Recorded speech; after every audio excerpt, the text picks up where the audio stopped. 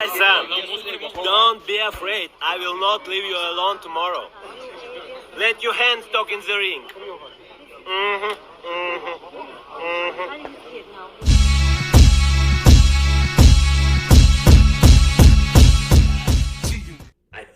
I don't think he wants to fight these other heavyweights. I don't think he wants to get in there with a Zhilei Zhang, because you got a guy who's got the power, and he's much bigger. He's tired of dealing with these bigger guys. He said he's tired of eating up to the weight. And it's just losing to Tyson Fury or Anthony Joshua. You're like, okay, I get it.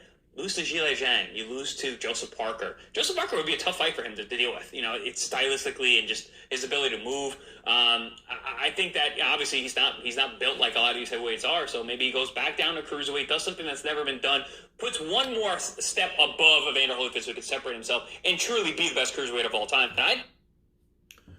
Those are the words of Chris Algieri, okay? And he claims that he doesn't think Usyk wants to get in there with these big guys like Zhilei Zhang.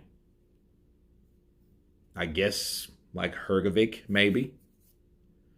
And stating that, hey, he's tired of eating himself up to the weight. If he loses to Zhilei Zhang, he also losing to guys. He's losing to guys like Parker that beat Zhilei Zhang. And let me counterpunch. I think that's so far from the truth. I think the only reason Oleksandr Usyk is doing what he's doing is because he doesn't have the politics that he's dealing with in heavyweight. Okay? He doesn't have all the distractions. Vasyl Lomachenko ran into the same shit when he was moving up in weight. When guys like Tank Davis was around and Floyd wanted to keep him so far away from Loma to the point it was just ridiculous. Like, okay, well, he learned firsthand, like, okay, well, these guys don't want to fight. They want to talk. They want to tweet. They want to send messages through social media, and they want to, blow smoke. They don't want to fight. And I think Usyk found that out about all the time he wasted messing around with Tyson until he finally beat him.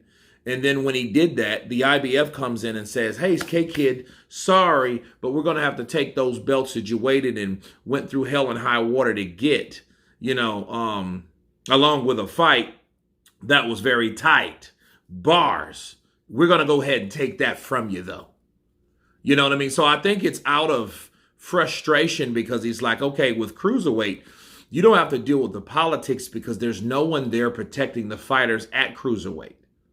You know what I mean? And I think it's all contingent on if the IBF decides to strip him before he fights Tyson Fury again. He's considering it, Algieri. He's not saying that he's going to do it necessarily. He's considering it. Not saying that he's made a decision. And also, to fight someone like Zhilei Zhang. Okay, Zhilei Zhang is big, he's strong, he's powerful, but he has a limited gas tank.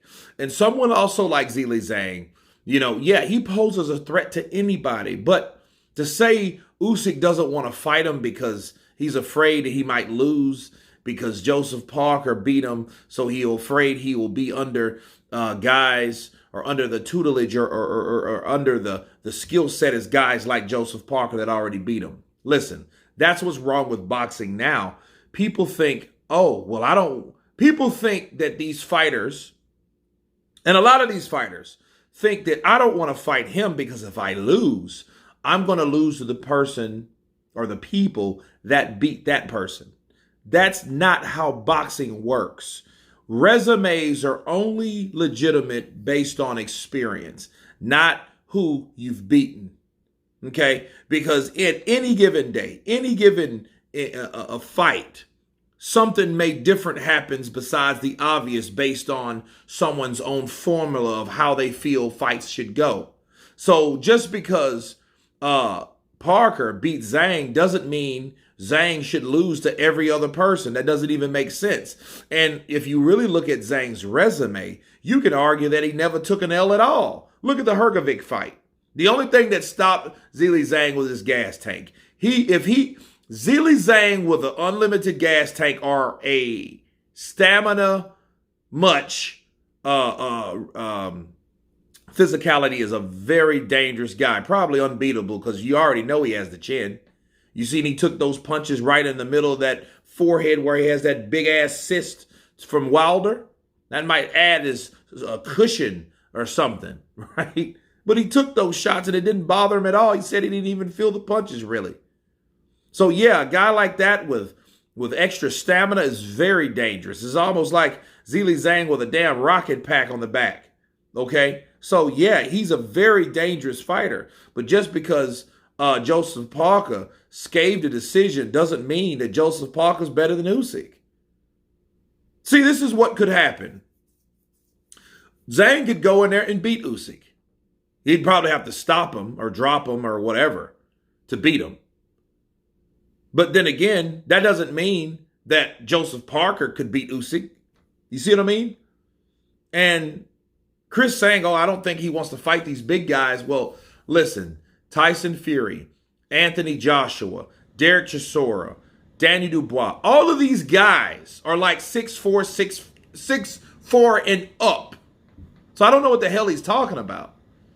You know, a lot of people said the same shit about Tyson Fury being too big for Usyk.